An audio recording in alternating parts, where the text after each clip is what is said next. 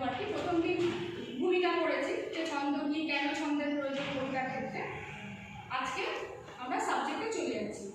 তো বাংলায় আমি মোটামুটি বলেছিলাম তোমাদের সিলেবাস অনুযায়ী 3 ধরনের ছন্দ আছে। তো ছন্দের প্রথম যেটা লক্ষ্য সেটা হচ্ছে ছন্দ স্ক্যানিং বা ছন্দের জ্যোতিচিহ্ন অনুযায়ী ছন্দকে প্রথমে ভাগ করা, তারপর তার মাত্রা সংখ্যা বসিয়ে ছন্দটাকে নির্ণয় করা যে সেটা কোন ছন্দ, দলবৃত্ত ছন্দ না মিশ্রবৃত্ত ছন্দ না প্রত্যমাত্রাযুক্ত ছন্দ, যে ছন্দই হোক এই ছন্দের প্রধান বৈশিষ্ট্য হচ্ছে তার মাত্রা সংখ্যা। এবার এই মাত্রা সংখ্যা গুনতে গেলে আমাদের প্রথম যেটা শিখতে হবে সেটা হচ্ছে দল।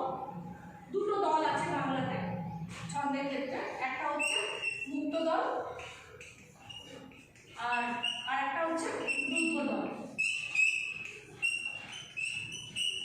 এই দুটো দলকে যদি নির্ণয় করতে পারো, নির্ণয় করতে শেখা হয়ে যায়, তাহলে তোমাদের ছন্দ করতে আর কোনো সমস্যাই হবে না। তো মুক্ত দল আমি কাকে বলবো? মুক্ত দল হচ্ছে সেই বর্ণগুলো যে বর্ণগুলো স্বরধ্বনি যুক্ত, অর্থাৎ স্বরধ্বনি। যেমন কোনো শব্দের শেষে যদি অ আসে বা আ আসে বা হর্ষও আসে, এরকম স্বরধ্বনি একা উচ্চারিত হয়, তাহলে সেগুলোকে আমরা বলি মুক্ত দল। আর যে দলগুলোর ক্ষেত্রে স্বরধ্বনি আসে না, একটা হসন্ত আসে অর্থাৎ বন্ধ হয়ে যায়, এখানে মুক্ত থাকে আর এখানে রুদ্ধ হয়ে যায়। যেমন দুটো শব্দ দিয়ে বোঝালে খুব ভালো করে বুঝতে পারবে, এটা মুছে দিচ্ছি। যেমন দুটো শব্দ, একটা হচ্ছে জল, আমরা কিভাবে উচ্চারণ করছি? ওয়ার্ড কিন্তু দুটো, বর্ণ দুটো, কিন্তু উচ্চারণ করছি একটাই, একভাবে জল। যখনই জল উচ্চারণ করছি দেখো এখানে একটা বসন্ত চিহ্ন আসছে, জল।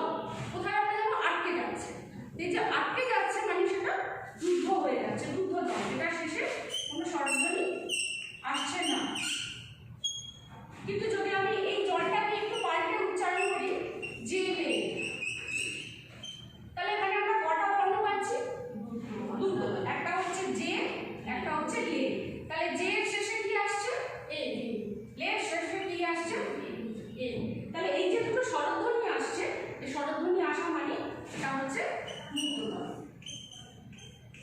এই মুক্ত দল এবং রুদ্ধ দলটা যদি আলাদা করে শিখতে পারো তাহলে ছন্দের ক্ষেত্রে আর কোনো সমস্যা হবে না। কারণ এই রুদ্ধ দল এবং মুক্ত দলের মাত্রা সংখ্যা গণনার উপরে ছন্দের বৈশিষ্ট্যগুলো নির্ভর করে যে কোনটা দলবৃত্ত ছন্দ হবে, কোনটা কলাবৃত্ত ছন্দ হবে, কোনটা মিশ্রবৃত্ত বা তালবৃত্ত ছন্দ হবে।